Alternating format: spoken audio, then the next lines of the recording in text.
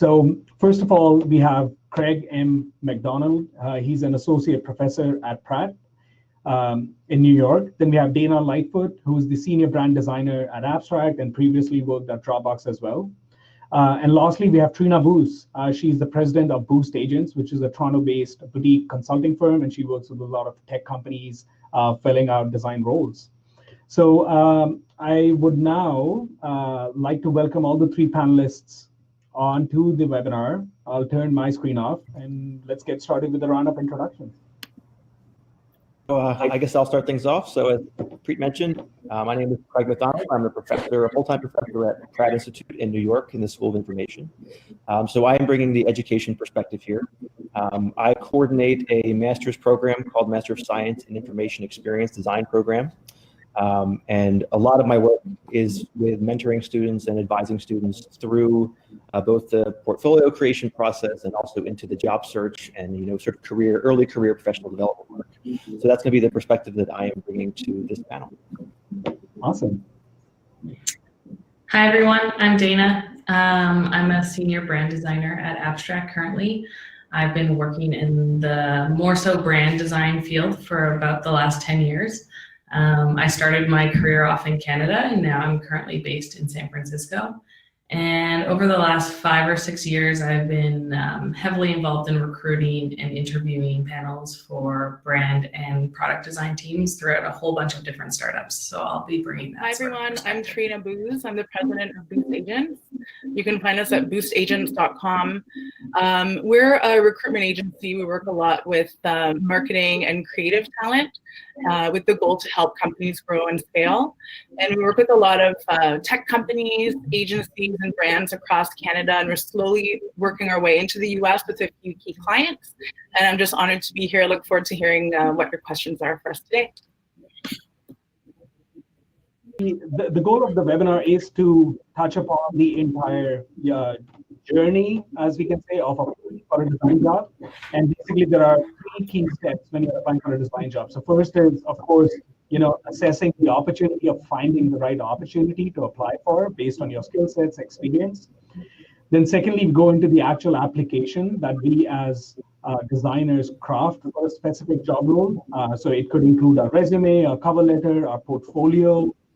I don't know if you want to send a box of donuts along with it, all those nuances. And then lastly, the interview process itself. The interview process itself would definitely, require a separate webinar of its own. It has a lot of nuances and technicalities and details in it. But our goal of this webinar is to focus on the job application process, which is the second phase. But we will touch upon the opportunity phase and the interview phase as well briefly. So that's just to set expectations with everyone. With respect to John, who asked a question about are we asking questions, I would say we want to keep the webinar as organic as possible, like the conversations as organic. So of course, I have a few questions based on things we see in the community, but contextual to the phase of the discussion that we will be in, I encourage everyone to start asking those questions. So hold on to I see a lot of questions already starting up. Quite a few are stealing my thunder already. Those are questions I wanted to ask. But I'll surely bring up those questions when we are on that specific topic/phase of the discussion. So feel free to keep those questions in the chat portal. And then secondly, to Bianca's question earlier, we will be sending out the recording of the webinar afterwards once the webinar is ended. So the webinar will go on till 2 p.m. We have about 45 minutes of content coming up. Okay, so let's get started. So first of all, let's get started about finding a job opportunity. And so what I would like to ask Daina here, because Daina, you've also not only moved from Canada to SF, but also have worked at some really amazing companies that's like Dropbox and now at Abstract and quite a few other startups that you mentioned. How do you even go about finding an opportunity that is right for your skills and experience, or is it more about just applying to everything that comes in your way? Yeah, that's a great question. I think it totally depends on what stage you're at in your career. Earlier on, I actually took my first job as a support rep at a software company for kids games. And I knew taking that role that I really wanted to work in design, but I didn't have any like in-house design experience yet. So I did my support role there for about a year and a half. And then I kept like trying to meet with designers, tried to like do QA projects with them, tried to like do internal design and like really connect with that team so that when there was an opportunity for a more junior person or even a part-time person, I was the first person that they were thinking about. Versus going the route of like applying to every job that's available, but might not necessarily be even a job that you want.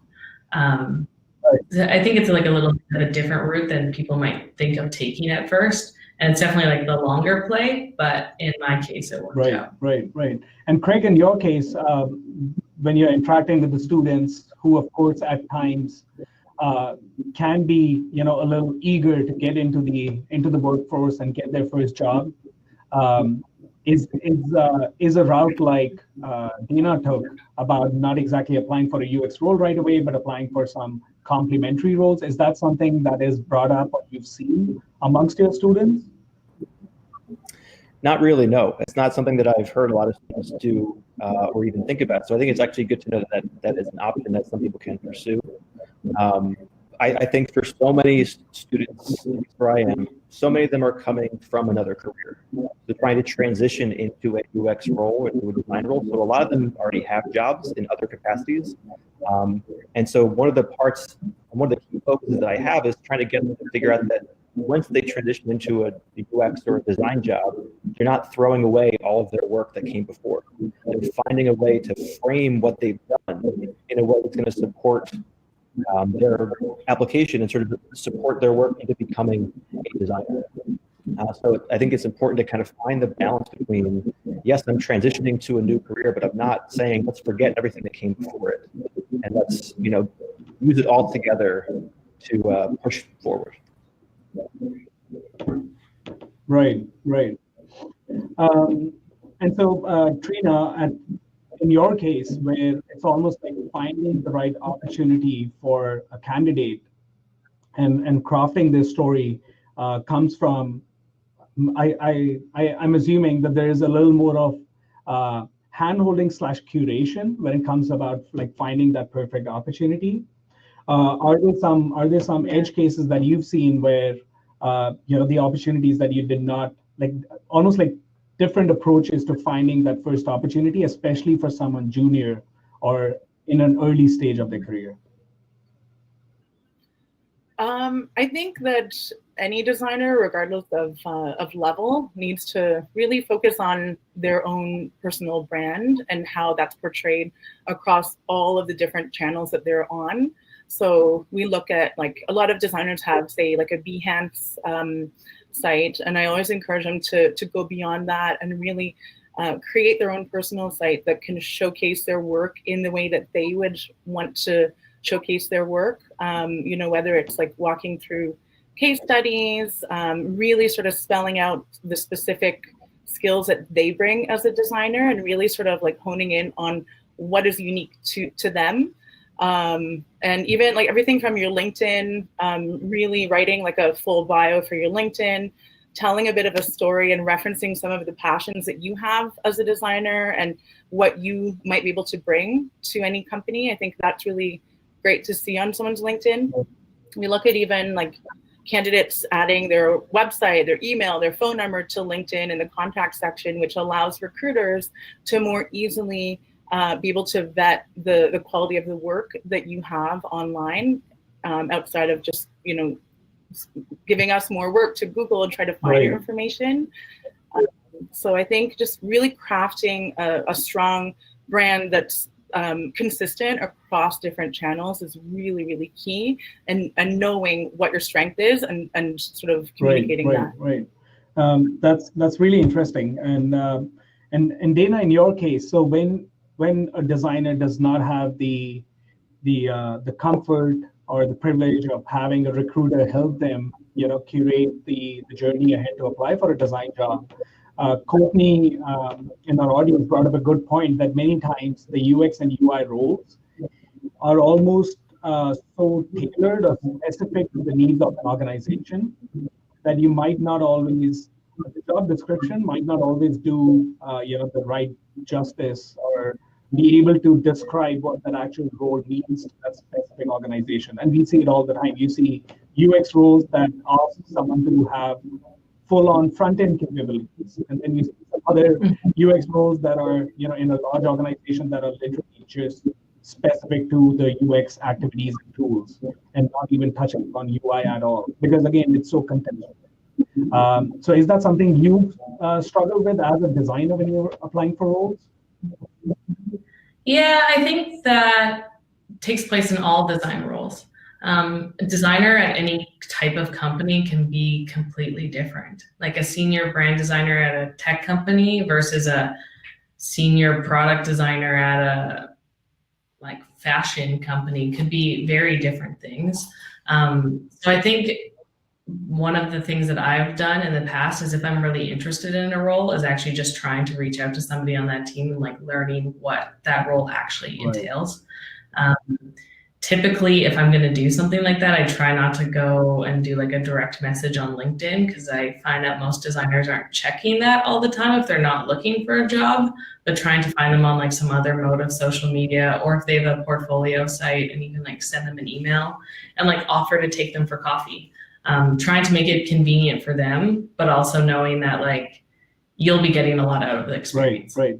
That's really interesting. So you brought up asking designers to go on coffee, and so that was my second point about when you're finding an opportunity, how much of that happens offline versus online. So we at DesignX organize socials and events where people meet recruiters like Trina. They also meet design leaders like yourself when they're interested in job opportunities. But at times I've also heard design leaders, I don't know if complaining is the right word, but sharing that there are too many, early stage designers asking to meet up for coffee, and it becomes too repetitive for them. I feel like I've heard completely the opposite. I know quite a few people at this point in my career, and often you're thinking that these famous Twitter people are being asked all the time for their advice and to go for coffee and to review portfolios, but in fact, that isn't really quite true. And often people will at least respond and say they don't have time, or at least create some form of connection there. And then what you were saying earlier about design events, I actually would say that they're, especially early on in your career, are so key. It's just meeting other designers, even if they're at your same level, because your networks are all intertwined. I'm coming across people all the time that I haven't talked to in 5 years, but now I'm working with on a day-to-day basis. And I know you mentioned me working at Dropbox earlier, but how I actually ended up at that role is Dropbox hosted a design event, and I went. And I talked to some people at Dropbox, and then a few months later, they were like, "Hey, I met this girl at an event who has the exact experience for a role that we're trying to fill." And I bet you if I just applied through their website, they probably get a zillion applications. I probably would have never been seen. So, could I add something to that, just from the recruiter's perspective? So we get a lot of designers applying for different jobs, and then occasionally they'll call as well to just follow up on an application. And I think that's great when people do that, but I encourage people when they're calling and following up on an application that they sort of state what they do, they state what the strengths are and what they can bring to the particular open role. How they can sort of help that hiring manager solve that problem that they have. So if it's a fintech company, for example, and you have maybe a finance background, or you have an interest in that space, and you are a junior designer, and you have different strengths that you think based on that job description you could call out. I think following up on these applications and making it known in a really quick and helpful voicemail, because every recruiter wants to fill that job. I get a lot of candidates who call and just say, hi, I applied for this job, call me back. And you're not making our lives easier. So I think the goal for you is to, throughout that application, you want to address the need of that, the job opening. And I do encourage, at least me from the recruiter standpoint, some follow-up, but to really sell through why you think you're strong for that role. Right. That's a really interesting point, Trina. And that brings to my second point on finding an opportunity, which is how many times, and this is maybe a question for Craig, you as well, like how often are designers suggested to, almost like adapt to the job description / the role that's been shared? And adapt as in, like do you literally follow the job descriptions to the T? So and often you see junior design roles asking for 3 years of experience. So is it about crafting that story but still fitting in your application? Or is it about, just focusing on, okay, if that job application is not for me and I should just stick to the job applications that are literally fit like a T to my resume / skill set? Mentioned in the chat if we could repeat the questions that we're answering. So the question was about whether designers should adapt to job descriptions or if they should instead try to focus on jobs that seem to fit their interests. Now, I think there has to be a little bit of a balance. We know that a lot of job descriptions are written in a very general way. Sometimes they're just reused over and over again, even though the positions they're looking for are actually quite different. So I think as a job seeker, you have to do a little bit of homework to decide, are these responsibilities that are listed in this role something that I'm interested in doing? If the job, and don't necessarily assume that because the job title is, UX UI designer, that the responsibilities are just going to be in UX UI. There may be other things listed. So it's way more important to look at the actual responsibilities of the job and make sure that they're well matched to your skill set. And bringing back to what Trina mentioned before is that they're well matched to your sort of professional identity. And the way that you are describing yourself, promoting your work, and saying, this is what I bring to the table. And so I think there has to be a balance between making sure that you're customizing a little bit your application to fit a role, but not to a point where you're watering down your whole experience, or you're claiming you can do something that you really can't do, which I think sometimes designers get into well, I haven't done it before, but I'm sure I could do it. Like that's going to come up in an interview. And you're going to be asked a question about how you do that, and you don't have an answer. That's not a good way to set a good expectation or set a good foundation. Right. That you summed it up really well. I really like that.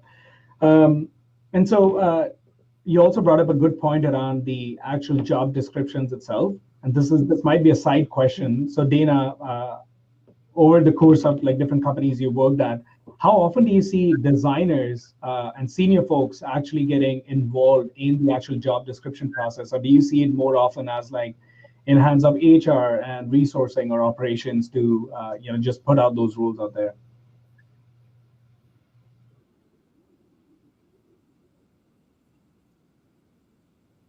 Say that the more involved the designers are in actually creating the job descriptions, I think the larger the company is, obviously like a director or VP level might be involved, and it's going directly to the recruiters and there's less hands-on.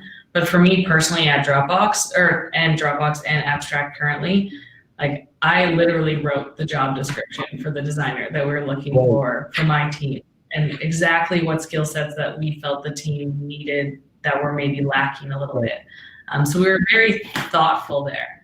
And now there are a lot of other like sites and guidelines around creating job descriptions. So I think especially in the tech field, people are starting to try and be a lot more like inclusive to how they're writing job descriptions versus how they might have maybe even like 5 years ago. Right.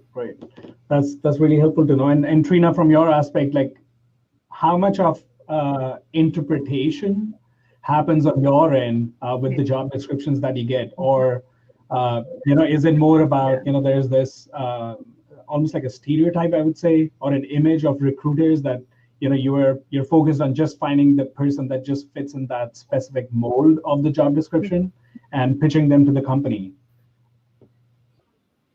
So I guess that's sort of two questions, I think. But the first one about job descriptions, we get a lot of job descriptions from clients that they might be dated. They might be 5 years old. And what usually happens in bigger companies is hiring manager says, hey, I'm looking, we have this need. HR might have a job description on file. They may post it, and that's what maybe a recruiter might use to source talent for their opening. So what we do is we go in before we work on it, and we meet with the hiring manager, and we get a sense as to what does their design team look like now? What are some of the goals within their design team and within the organization, and what problems are they trying to solve? And so we could start to see the gaps within that design team, and it changes month by month, year by year, sometimes because people with different strengths move on, get promoted. And so each designer requirement can shift depending on the current team and the goals of that company. So I think that's one. And the other one about recruiters and sort of having a reputation. What was it that you asked?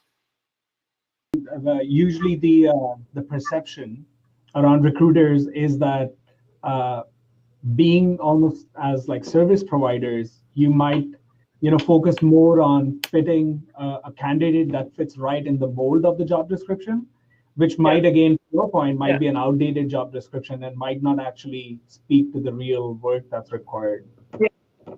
Yeah. I think sometimes some of that sort of going outside of the box of a job description and of what the client's looking for comes with trust and a relationship with the client. So if we are doing that, oftentimes we are presenting someone that maybe matches 75% of what they're looking for, but it's with that trust and that relationship that we might have with them where we can sell a candidate through and get them to consider them. And when working with recruiters, just for any designer, it used to keep me up at night 8 years ago when we launched Boost. We'd get the most amazing talent applying every day, hundreds of resumes every week. And we have a tendency, because we are people, to want to help everyone. And the role of a recruiter is really to cater to the client. The client is the one that's hiring us. The client's the one that has identified a need, they have budget, and they have a timeline. So for us, first and foremost, we always have to really focus our time on fulfilling those needs. We always try to meet great talent outside of those as well, because sometimes we're able to find talent, fantastic positions that we're not even working on. But for the most part, we have to prioritize our time on those open positions, which it's hard sometimes. You see some fantastic candidates, and some clients really want us to headhunt from very specific companies. That is actually the brief. We want people from these 10 companies, and that is it.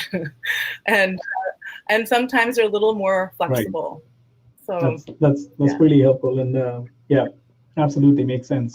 So moving on to our next section, which is I would say the most meatiest part of the conversation today. It is about crafting that so-called perfect job application for the design job that you're interested in. So, Daina, starting with you, were there any non-conventional approaches that you took in your career? So you already shared one about, it was not so much maybe about the application, but getting a touch point with Dropbox when you attended the event in their space. But are there certain nuances / approaches you've taken in crafting, the job application that has helped you through such amazing companies that you currently work at? I don't know. So like I was saying before, I started doing support before I got into design, and I think that was very key for me. The following job after that, I actually got through a coworker that I met at the previous company. So once you get that first role and really proving yourself and working hard, you'll make connections within that company, and those connections will last forever. And then it was mostly, to be honest, which I think is a question I got asked, I think what I did really well is I wrote really good cover letters. And I still see that now when I'm going through applications, and I think people think that nobody reads them. But if you're seriously going through applications, you read them. Often we don't make it mandatory at Abstract to apply with a cover letter, but the people that do and actually like show their personality and show who they are as human beings are way more likely. And at least for us to even start following them on like a Dribbble or Twitter or something. So I'm like, this person sounds amazing. Like they might not have the exact skill sets that we need right now, but they seem like a cool human being that I like want to keep it in my network. Right. So I think they're definitely like underestimated how important cover letters are. Right. Craig, how much do you agree/disagree with Daina? So about, of course, the importance of cover letters, and since you're catering to, again, folks that are, getting into the job market, what are some of the things that you help focus on with the students on crafting that perfect job application? I've been doing this. I don't think I've looked at a single cover letter from a student. But it's not because I don't think they're important. It's just that, it's probably part of whatever the local culture it is that you're looking at, whatever professional culture, just happens to be that vast majority of UX and design jobs in New York, they don't ask for a cover letter. But that doesn't mean that you shouldn't do one. If someone looks at it, it's going to be beneficial. If they don't look at it, you didn't really lose anything other than the time you spent crafting it. So I would just say that if the job asks for a cover letter, then they're going to look at it probably. If they don't ask for a cover letter, but you feel like you need to do extra work to explain how you fit a role, then do that. The worst that can happen is they're going to ignore it. The most important thing that I tell students to focus on is to kind of craft the narrative that is all of the pieces of their application together, making the point that when you get a job offer, they're not hiring your work, they're hiring you, the person. And so, yes, you have to show that you can do the work, but they're hiring somebody, the person themselves, who they're going to see every single day at meetings, at design reviews, at client meetings, stakeholder events. Like, they're hiring you, the person. So you have to make sure that the person is coming through, that you're not just saying, I'm a UX person, here's all the work I do, but what makes you unique, what makes you stand out, and is going to set apart you from another candidate for the role you're applying for. Could I just add to that? I got a cover letter once. Now, cover letters to me, it's just an email. It's not an extra thing you have to click on, because that's really annoying. I like just an email with a very clear sort of bullet points as to why you're right for the role. But I had a cover letter once that gave me goosebumps. And it was someone that wanted to come and work for Boost. And this person had clearly done her research. She had read our blog posts. She knew all about our team and where they had come from. She knew about our culture. And so all of those things were sort of put into the cover letter. And she was able to talk about our culture and how she might fit within that culture, and how sort of her work experience, completely unrelated to recruiting, kind of unrelated, might be able to sort of be a nice match for what we need. And it was awesome. And so we ended up hiring her. So that's sort of what we were talking about before, just showing that passion, showing that you've done your research, and showing why you might be interested in a particular company and a position. Right. No, very true. I think both you and Craig brought up really good points on that, the personal aspect. At the end of the day, you're hiring that specific person, and there might be many people that meet the minimum skills bar. And to Daina's point, yeah, I agree. Like cover letters, even I think in Toronto as well, for quite a few companies, we've seen cover letters are quite important, or if not, at least like a really nice to have when someone puts in the effort to share why they're specifically interested in the job. And that was something that really helped me in my first job when I moved here as well. And I think based on the differences, that Craig shared between New York versus almost like SF and Toronto, that's again a good reminder to also the audience that everything that we are discussing today is based on all of our personal experiences and learnings, our personal experiences and the experiences of those closer to us. So again, there is no like one perfect way to apply for a design job. Like some folks don't even go through the cover letter resume and you land through your personal relationships and networking and all those things. But the whole goal is to bring out all these different approaches and nuances. So just a reminder to always keep in mind. So going specifically into the, we spoke about cover letters, and then of course comes your resume and portfolio part. So one thing that we are seeing more and more is resumes starting to either be a duplicate copy of your LinkedIn profile, or even like starting to get a little obsolete, that folks generally find candidates through LinkedIn being the primary source of your professional work experience. And then portfolios, again, when you're a junior designer, being one of the most credible pieces of understanding your skill sets. So Daina, specific to you, when you are hiring those early stage designers at Abstract, how much of quantity versus quality of work? Like, what's that ratio like? Is there a ratio, or what are some of those nuances around what you put in your portfolio and what you don't? Question. Personally, I'm a big fan of like no more than 3 to 6 projects. I feel like especially early on in people's careers, they just try to like shove all of the work that they've ever done on a website so you can see like, look at all the stuff I've done. I would much rather having like thoughtful case studies that are talking about the problem that you're solving. Who are you solving it with? How did you make decisions? Did you learn anything? Were there timeframes or constraints? Especially as a more junior end of things, having like 2 to 3 like real projects, and then maybe like even a personal project that you've worked on, I think is really important. I love seeing designers working on things for themselves and showing that they're like trying to learn new skills that they're not getting paid to do. Right. And then I think if you want to share like a bulk load of work, start like a blog or post on Dribbble or post on Behance or something. Like, those are places where you can have a whole bunch of different pieces that you're just showing things as you're making them, versus like your portfolio should be like a heavily curated piece of artwork. And you can put as much thought into it as you're putting into these projects that you're showcasing.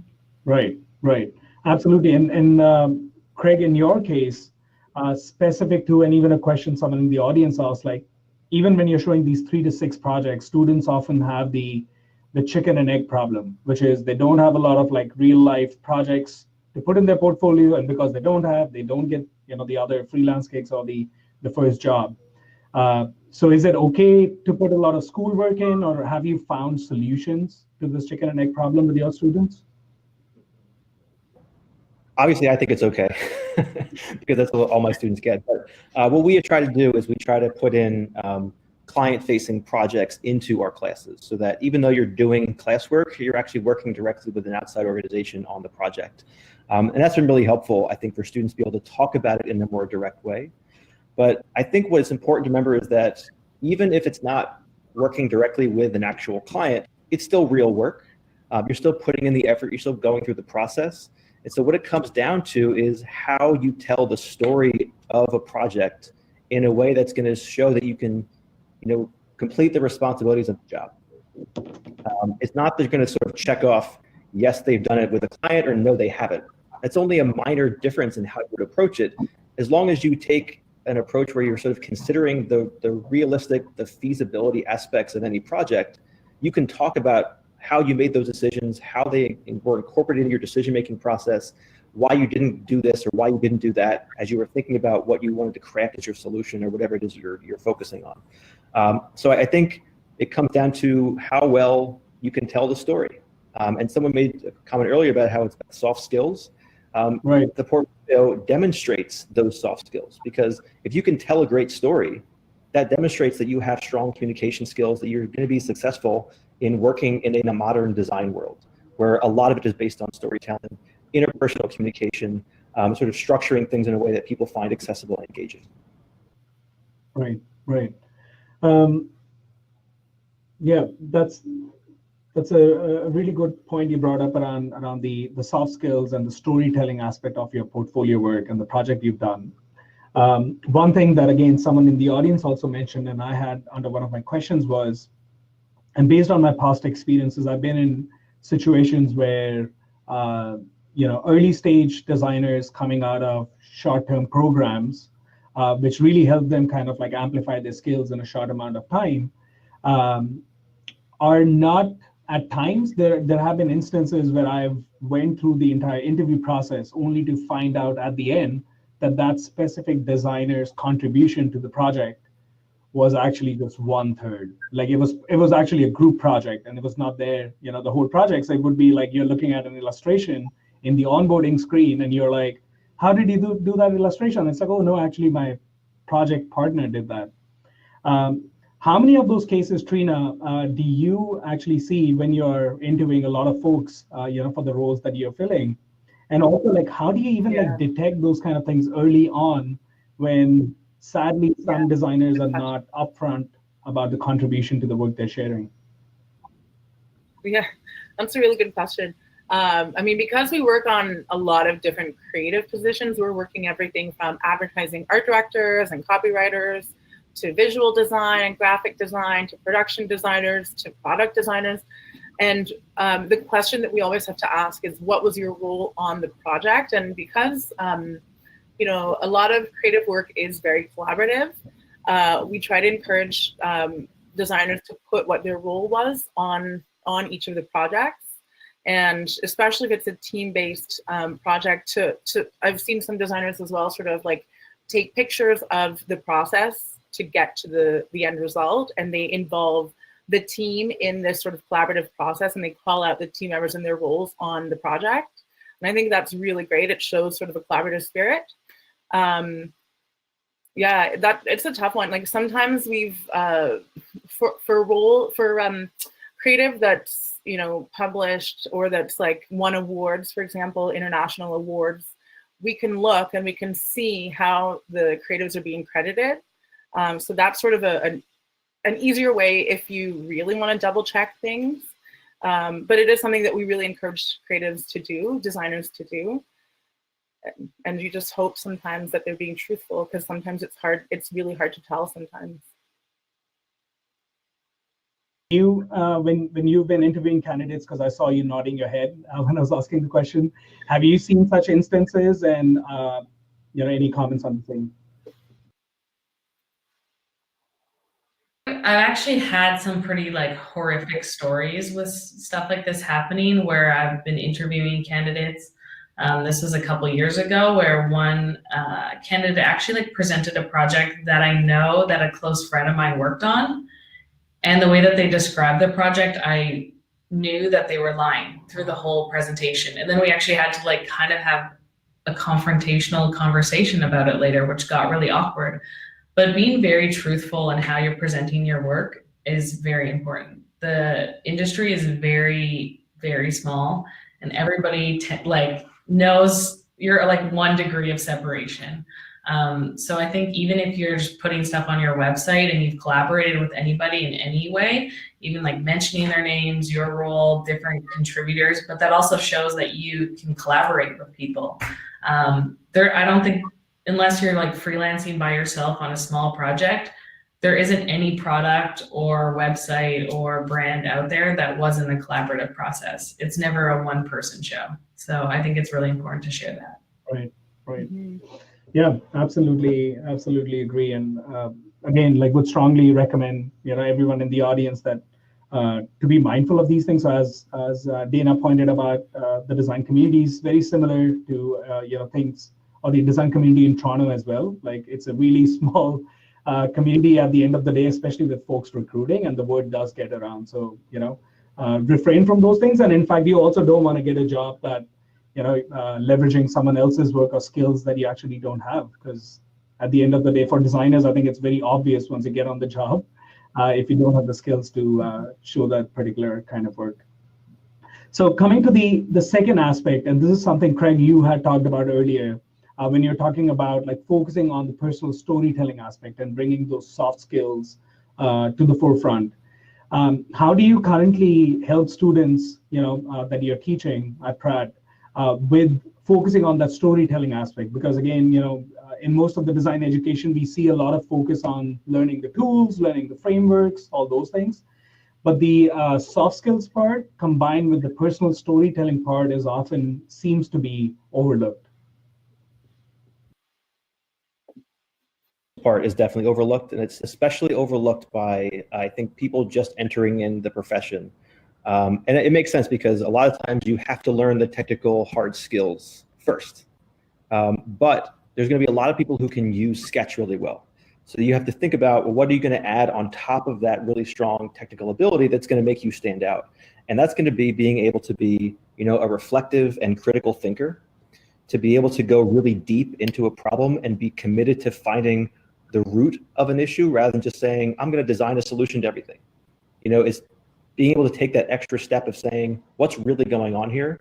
And can I get the right solution, even though it might not actually be an interface or a website or an app. And so what I tell students is that they have to get away from this mindset that design is, first I did this, then I did this, then I did this, and here's my solution. That instead it's about, here's the problem we were trying to solve. First we tried this and we learned this. Then we tried this and we learned this. Then we tried this and we learned this. And this is how we ended up with the final solution. So you're telling a story around the problems you were trying to solve, the insights that you were able to gain, rather than first I did user research, then I did a card sort, then we made a sitemap, then we made a prototype. That's what every process is. So what makes it unique and different and compelling is what shaped your decisions and that why you went through the process that way and what you learned from each step. And that's really a hard step for a lot of students as they start to get the sense of it, but it's really about getting them to realize that reflecting on the things that you're doing as a designer is absolutely critical to your development and growth as a designer. Right. Very true.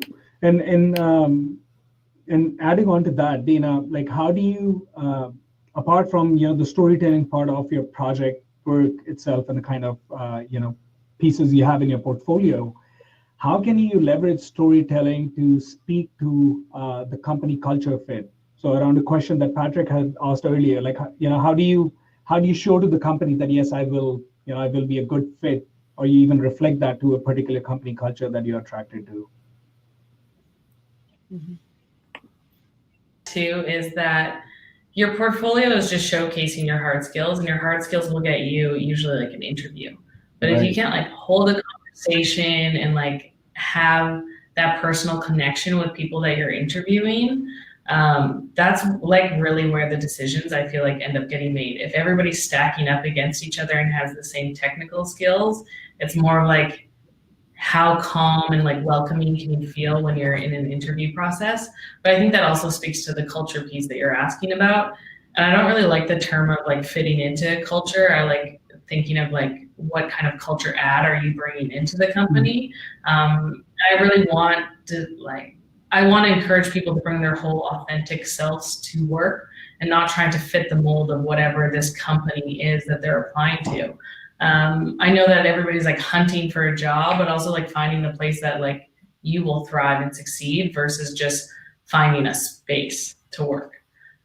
Because otherwise you're going to be there for 3 months and you're already going to be like, crap, I got to go find a new job already because I am miserable in this environment. So really, like as much as a company is interviewing you, you're interviewing the company as well and looking for a spot that you feel like you will thrive, and knowing that there is room for you to grow and learn new skills that you're looking for versus just filling the box that the employer has.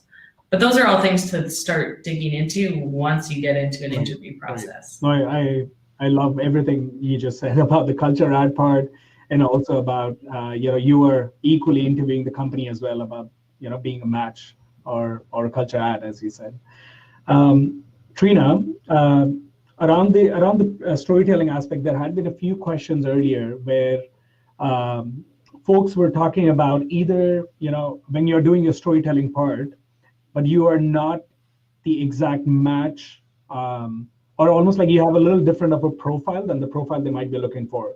So one example is Rachel asked a question around when you have a visual designer background, or that's where you're coming from, but you're starting to apply towards UI design and more product design roles. So is there a storytelling aspect that can be leveraged to help make your skills transferable to those roles? Or is that something as recruiters you're like, no, we would rather show you a visual designer role and not recommend you applying for a UI design role right away? Well, I guess it goes back to the problem that we need to solve as recruiters, which is where are the gaps on their team? And so what we would do if someone is really strong as a visual designer and we think that they would be great for that company, we would let client know about them, but probably fully knowing if UX is sort of the main focus on the search and this person is more UI focused and they haven't demonstrated that sort of thinking in their portfolio, then we wouldn't consider them for that particular position. But it all goes to the relationship that we have with our client and the need, the growth that we see that client experiencing and the culture fit piece or ad piece. So yeah, I think for us, it's about really trying sometimes to look outside of what client wants to, if we really believe in someone, but if they haven't demonstrated those skills, we probably wouldn't go there. It would more be for just a general introduction if we think they're a nice fit. Right. And it might be a similar answer to that, but there were a few questions even around the fit, not just on the skills part, but more of like an official background part. So Daina, when you're hiring people at Abstract, like how much do you care if someone has a Bachelor of Design background versus someone that went to a 3-month boot camp? Or if someone, is, again, got a web or app development certificate, which might be even complimentary, but they're applying for a UX role. Like how much of those official designations / certifications, and Craig is listening here, so.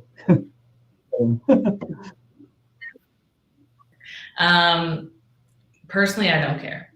It like so much depends on the designer and the company and like so many different aspects of every job. But often it comes down to like, do you have the skill set? Do you have the problem solving mindset that you need to actually do the work? And are you going to be able to get the work done? And what I was going to add earlier about trying to like bridge your design chops into like a different type of design. I think a great way to do that is to like do a large personal project and showcase that. I've definitely experienced myself personally getting a lot more web design work when I've started showcasing personal web design projects. And then also not being afraid to go out there and get like a small freelance client that like you can tell them and be like, hey, I will do this work for you for like a totally discounted rate, but I don't really know what I'm doing. So it's going to be like a longer process and we're going to figure it out. It's going to be a bumpy road, but you'll get a huge discount and I'll get a lot out of it too. I know that there's a lot of people out there that are like, don't do work for free. Don't ever do anything just to do it. But if you're trying to learn new skills, like you do stuff for free. I've done it. I think every designer out there has done some stuff for their friends for free, and you learn a lot through it. Just don't get taken advantage of. I think there's two different ways of looking at it. There's definitely companies that have the money, that want designers to come in and do stuff for free. And then there's also like helping out a small business, and you'll learn a lot while you're doing it. Right. Very true. I completely agree with you on that part. Like I also see quite a few folks in the community talking about, setting your expectations around rates and, fees based on your experience and all those things. But quite often you see early stage designers get caught up in that conundrum and results in not, getting that almost like real world experience. So results in the chicken and egg thing. And you do get to learn quite a lot through those small business freelance projects when you're working directly with the business owner, who of course does not care much about how things, look, but they care more about how it's driving the bottom line or helping them with the problem they're trying to solve. So based on something you spoke earlier about education and UX and like, applying for design jobs and how that impacts.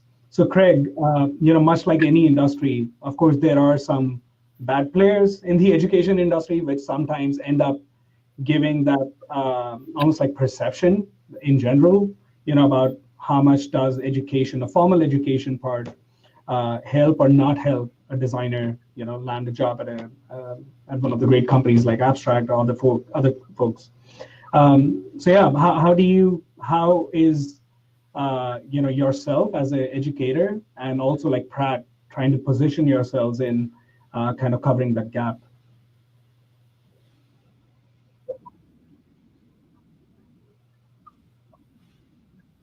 whether they should attend graduate school to learn UX.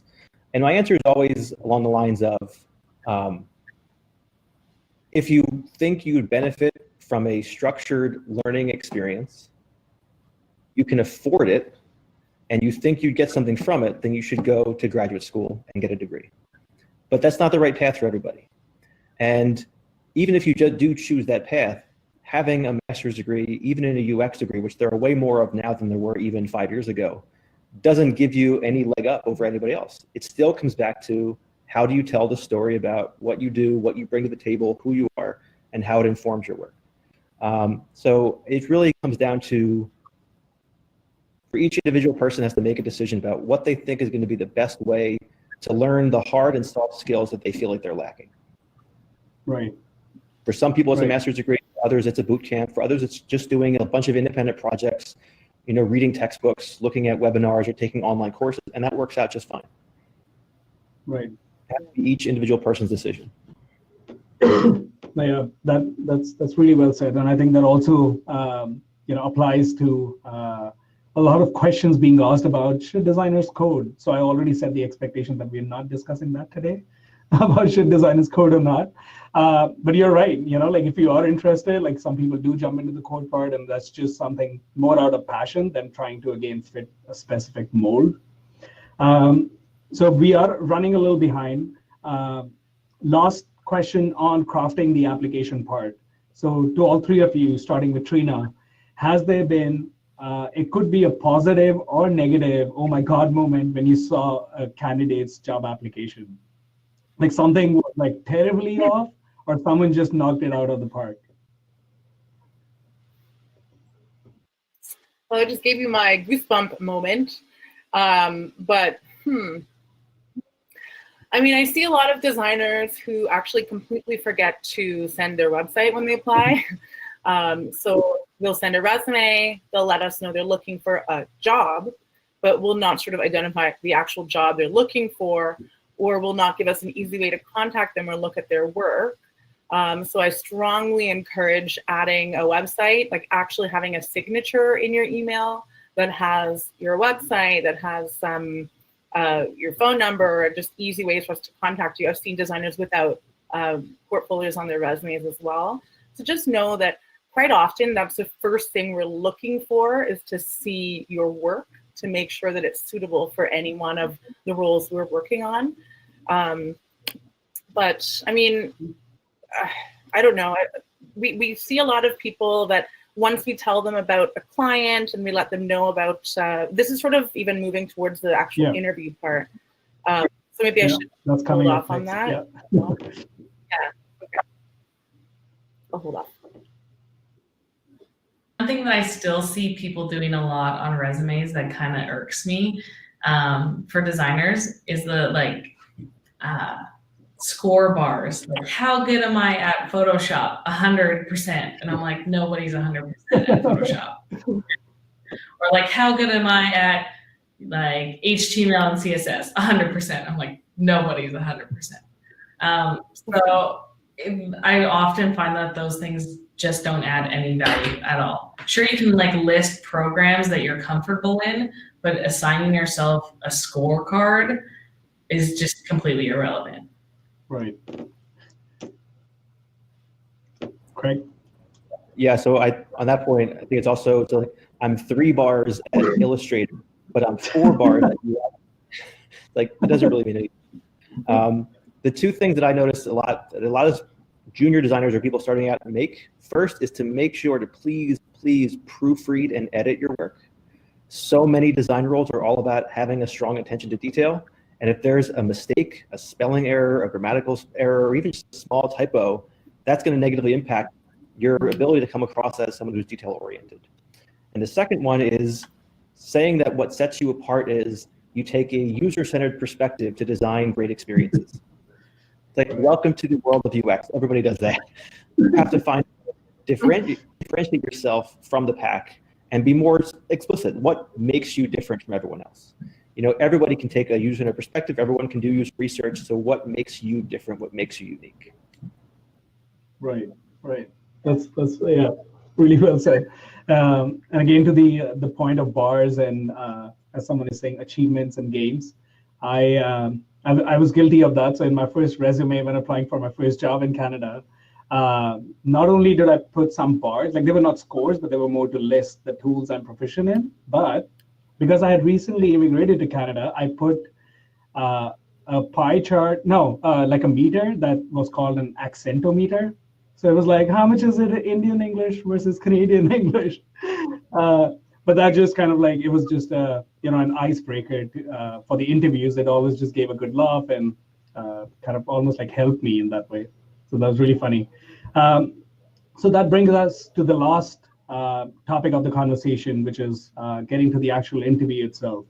And so I know we already spoke about some of the key differences, or Trina, you were right now mentioning about, those differences between the actual application part and, what parts of your skills and strengths are showcased through your application, resume, cover letter, portfolio. And then what are some of those nuances that are really critical to bring ahead in the interview process? So if you want to finish that thought that you were sharing, that would be helpful. It's funny. I think we often underestimate the importance of first impressions. And we've seen candidates be actually quite short or rude with the office manager or a receptionist. And sometimes that person is used as an initial screener for that hiring manager. So we've seen people that have actually been rejected because they weren't respectful to that person. We've seen candidates who sort of leave it up to the hiring manager to have all the technology available to look at a portfolio. But I think we have to remember that sometimes interviews are taking place not in their office, but in a boardroom that's been booked. They may not have laptops, so make sure that you bring something to show your portfolio. Resumes, always bring that. I think that's huge, and it's very embarrassing, I think, when someone has to go to the printer and print it off, and some people really like that tactile sort of something to take notes on even when they're interviewing. And the most important thing, I think, is just to be respectful by spending time on their website and actually learning about the background of the person that is interviewing you, learning about the team, where they've come from, learning about their product and services, reading their press releases, understanding what's sort of new in their world, reading their blog, that sort of thing, because we see candidates kind of not really, despite us telling them all the details that we have on the role, they don't sometimes come in fully prepared, and it reflects poorly because they're not showing that passion for the actual company. And I think, you have to hope that the hiring manager is doing their homework by researching you. So you in turn should also do that. Right. That's really interesting. And also about the rudeness part, like, especially in Canada, they're not known to be rude. Daina, any kind of like key differences or key things that you focus more on the interview part itself versus the application part? Mentioned when you were talking about the receptionist and like how people interact with me. I've also been working on a lot of interview panels, and we try to be like very diverse with the group set of people that people are meeting with. I personally had a couple experiences where I'm interviewing candidates and I'm the only woman on the panel, and they're like quite rude to me. And they also are like, "Oh, you're the junior designer." I'm like, "Actually, I'm the hiring manager." Like, cool. Like, wait, you just like shot yourself in the foot right now. But another thing is not rehearsing too much. I've definitely had presentations as well that you're like literally feel like somebody has every word that they're going to say already in the back of their head, and it's not a conversation when they're presenting their work. It is like very structured and to the point, almost where it's like kind of uncomfortable.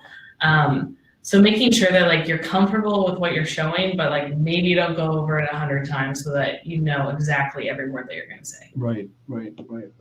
That makes a lot of sense.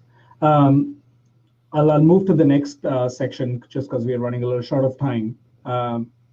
Another thing that keeps coming up in interviews, especially when you talk about interviews, is a lot of this struggle / difference in opinions around like calling, case studies or things you're given to work on during an interview, almost like an interview test, borderlining with spec work for a company, right? So is that something your students struggle with, Craig? And if you have any kind of like specific recommendations you give to your students on if you draw a line or where do you draw the line for these kind of tests that are given during the interview process?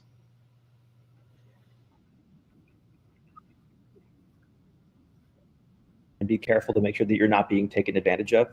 There was a situation a couple of years ago where I had a startup reach out to me asking for recommendations for students that they thought would be good, or recent graduates who'd be good fit for a job. So I forwarded the opportunity to a few people, and about 7 or 8 of them actually went for an interview. And they all came back. Actually, one person came back and said, everybody else, do not go to this person's interview. They're just asking you to redesign a part of the product, and they're going to steal your work, and they're not going to compensate you for it. It was all a ruse just to get free design work. And it's unfortunate that actually does happen. So I would say, be very careful about organizations or companies that look to take advantage of free design expertise, and to remember that expertise that you have as a designer is incredibly valuable, and you shouldn't give it away for free. Right. So when, and Daina, this is a question for you. Like when early stage designer is, again, we talked about the chicken and egg problem. So you've done some like mock case studies of this is how I would redesign the Virgin Atlantic Airlines app, or any other specific app that you're looking at or industry you're passionate about. How do you actually judge the problem solving aspect of that candidate when you are already a little on the gray areas between how much they contributed to a particular project, knowing that they've graduated out of a short-term program? And of course, like, is that something you get tempted to? Because if you are at Abstract, like that's the product you understand the most closely. And does it feel natural to ask them to whiteboard with you around, the homepage of Abstract and go through that? Yeah. So when it comes to like mock projects, personally, I'm a big fan of like creating your own things from scratch versus like redesigning another problem that's already been solved. So whether it's even just like, oh, it would be really nice if there was like this type of business in my area, trying to come up with what that would be like from scratch versus like redesigning the Lyft app and being like, oh, it's a new rideshare company. Because most of those problems have been solved so many times. So you're basically, or like the UI solutions that you're coming up with, you're basically just kind of grabbing from other companies. And then when it comes to like on-site design challenges, I've definitely said no to people asking me for basically spec work in the interview process. At Abstract, we don't have a design challenge. Sometimes I can see value in the design challenge, especially if somebody's like switching from brand design to product design or something and they already have experience, but you're not sure how that experience would translate. Often what I see companies doing is setting like a very short time period that you can work on it, like 2 to 3 hours. And we'll give you a $100 Amazon gift card for your time. So at least you're like getting something out of the process. I still don't love it, but that makes me feel like a little less irky. And then one thing that we do at Abstract is more of like a collaborative whiteboarding session with like 1 or 2 people where you're actually just having a conversation, learning how each other problem solves. Obviously, especially if you're like doing that whiteboarding session around a product that already exists, like you know the product better than the candidate ever would. So ideally we are like coming up with like a new type of problem to solve. One interview that I did for my last job, they actually asked me to like, if you were hosting a conference for Snapchat and you had like unlimited funds, like what would you do? And then we just talked for an hour about like all of the different ideas, processes, how you'd go through those projects. The company itself was like not in the consumer space whatsoever. It was so much more just like, how does this person think? And that's really important. And that's really what people are trying to get out of the interview process. Right. That's really well said. And Dan is giving you a big thumbs up, whoever that is. speaker is right now. She is Daina Lightfoot. She's a senior brand designer at Abstract.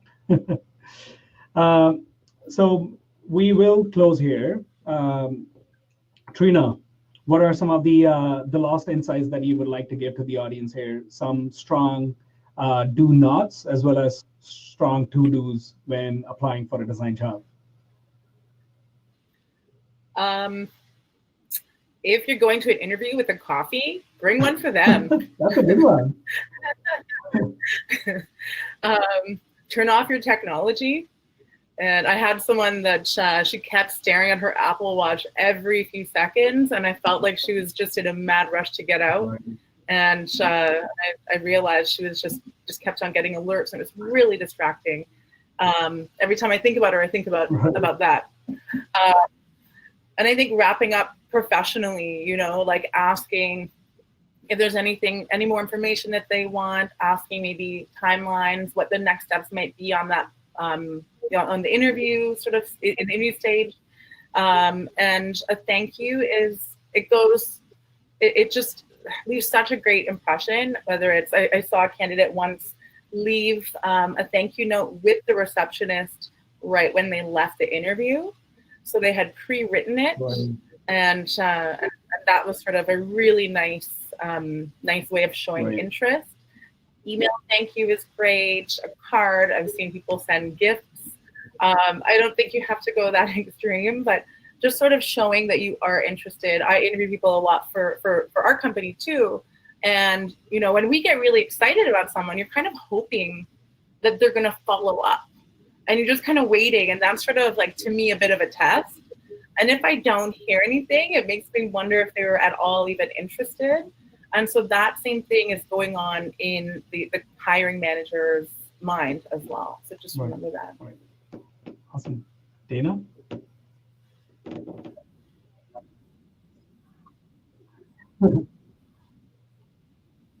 Thoughtful questions for everybody that you're interviewing with is important. Usually I would just like reach out to the recruiter and be like, can you actually tell me everybody who I'm meeting with so I can like dig into who these people are and actually like know what they're doing at the company and have some ideas of what I want to learn from them as well.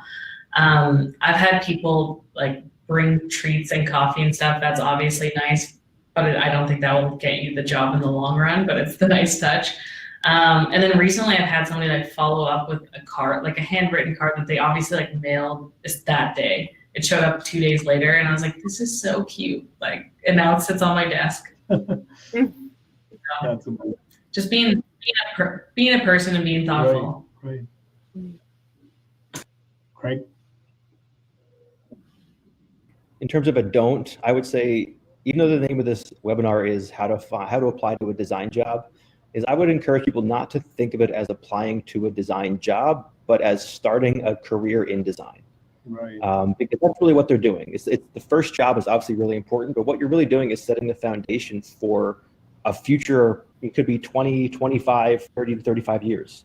So you need to think about designing your career path in that way. So yes, the job is very important, obviously, but it's starting a path, not the end of the path. I think it's very important to think of it that way. And in terms of I want to echo Daina's point about having really thoughtful questions that go beyond when does it start, how big is the team, where will I be working, but questions that get at sort of the broader picture. I know one student who I think got the job offer because she asked a question in an interview that we'd actually brainstormed a couple ways of asking it. She said, where do you see this team being in 5 years? And how do you see this person in this role helping you get there? And if you ask a question that has the hiring manager go, that's a really good question, I'll have to think about that. They're going to remember that person asked really good questions. And so that's going to make you stand apart from the rest of the crowd, being able to say, I've really thought about this. I see myself being here for a long time, and I want to know more about the deep growth that I can get and how I can help your team and your company reach that goal. Right. Thank you so much. These were some really good insights, and it's amazing to see how, of course, like 90% of the discussion and a lot of nuances were around the skill sets and the learnings and showing your experience and putting your best work forward on the portfolio part. But the 10% that really makes the difference for most of the applications is that human touch, is that personality aspect of your personal story, knowing their personal stories and how that matches. And I think those are some of the nuances that quite a few times when we are early in our careers, we miss out on those nuances. So thank you so much. A big thank you to our three amazing panelists for sharing all the insights and learnings and experiences around how to apply for a design job, and as Craig said, how to get started in your design career path. So thank you so much. Thank you to everyone who attended. We will be sharing the recordings of the webinar as well. So we have previous recordings from our events, in-person events on DesignX.community/events. We'll also be publishing the recording of this video along with the recordings of our previous webinars on DesignX.community/webinars. And lastly, if you are based in New York, Vancouver, or Toronto, do make sure that we carry forward these conversations and some of the questions we could not get to today on DesignX.community/Slack. So thank you so much once again.